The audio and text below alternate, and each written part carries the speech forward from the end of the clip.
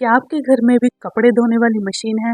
क्या हो अगर आपकी कपड़े धोने वाली मशीन कपड़े धोते धोते आपको भी धो दे? तो आज की कहानी एक ऐसे लड़के की है जिसने कपड़े धोने के खर्चे से बचने के लिए एक सेकंड हैंड वॉशिंग मशीन खरीदी और उस वॉशिंग मशीन ने उसके कपड़े धोते धोते उसको भी धो दिया। नमस्कार दोस्तों, welcome back to my channel and ये है मेरा फेस रिवील। तो बिना किसी देरी के चलिए शुरू करते हैं आज की कहानी, जो कि बहुत ज़्यादा डरावनी होने वाली है। एंड आई डोंट नो, पता नहीं, पहले तो बकवास ही थी, अभी पता नहीं कैसे होगी, ऐसा मुझे लगता है।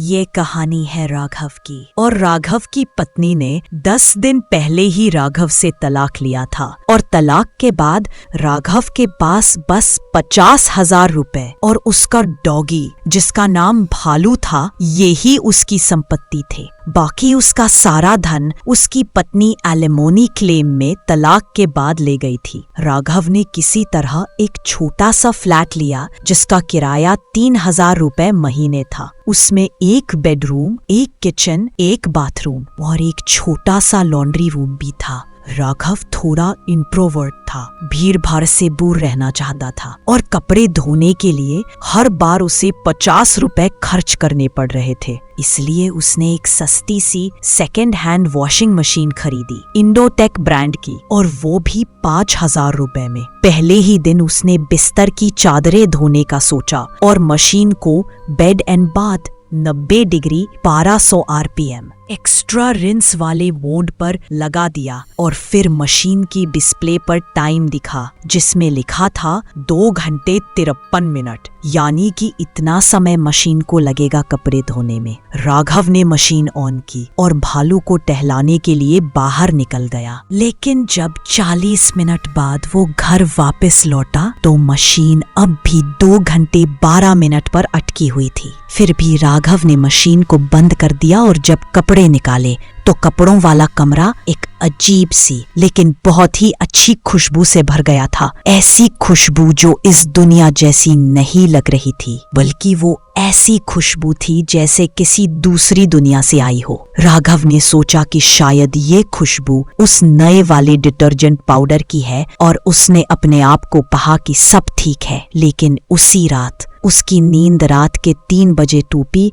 एक हल्की सी आवाज से, जैसे कोई बहुत दूर से पुकार रहा हो, बचाओ बचाओ। राघव उठा और वो अपने फ्लैट में घूमता हुआ जैसे ही लॉन्ड्री वाले कमरे के पास पहुंचा, उसे फिर से वही आवाज सुनाई दी, बचाओ बचाओ। उसने देखा कि ये आवाज उसकी कपड़े धोने वाली मशीन से आ रही थी, तो उसने तुरंत मशीन का प्लग निकाल दिया और आवाज बंद हो गई। उसने खुद से कहा, शायद मुझे नींद की कमी है जिस वजह से ये वहम पैदा हो रहा है। और अगली सुबह 6 बजे राघव ने दोबारा मशीन में सफेद कपड़े डाले, प्रोग्राम सेट किया cottons 40 degree 1400 RPM double rinse पर और मशीन में टाइम दिखा 3 घंटे 1 मिनट। और राघव नाश्ता करने के बाद सब्जी लेने चला गया। 10:23 पर लौटा और देखा कि मशीन अब भी चल रही थी। 4 घंटे हो चुके थे। उसने मशीन बंद की और जैसे ही हाथ से प्रोग्राम डायल को छुआ, स्क्रीन अचानक से ब्लिंक करने लगी और डिस्प्ले पर लिखा हुआ था, तुम मरने वाले हो। राघव ने खुद को समझाया कि शायद तलाक का तनाव और नींद पूरी ना होने की वजह से मुझे भ्रम हो रहे हैं। फिर उसने अपने डॉगी भालू का छोटा सा गदा धोने के लिए डाला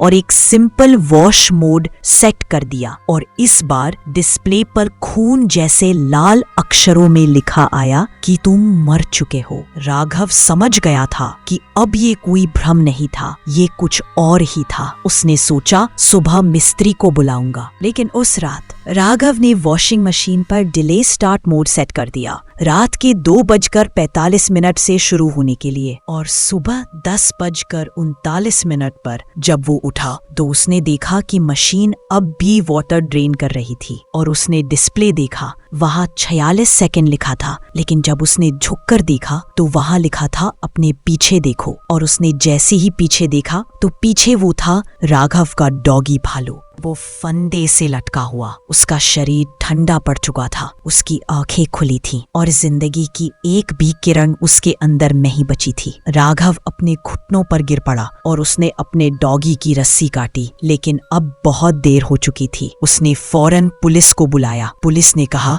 शायद कोई चोर अंदर घुस आया था, लेकिन अजीब बात ये थी कि कुछ भी चोरी नहीं हुआ। और तभी मशीन से एक पुर्जा निकला, एक छोटा सा कागज जिस पर खून से लिखा हुआ था, अगली बारी तुम्हारी है। राघव ने उसी वक्त वो फ्लैट छोड़ दिया। तो ये थी आज की कहानी। तो अगर तुम्हारी वॉशिंग मशीन आज ज्यादा टाइम ले रही है तो शायद, क्या पता कि अगली बारी तुम्हारी हो। मैं हूँ जैस्मिन और मैं फिर मिलूंगी अगली डरावनी कहानी में। लेकिन अगर मैं वापस नहीं आई तो समझ लेना कि वो मशीन अब मेरे पास है। सब्सक्राइब जरूर करना ताकि अगली बार जब डर दरवाजा खटखटाए तुम अकेले ना हो।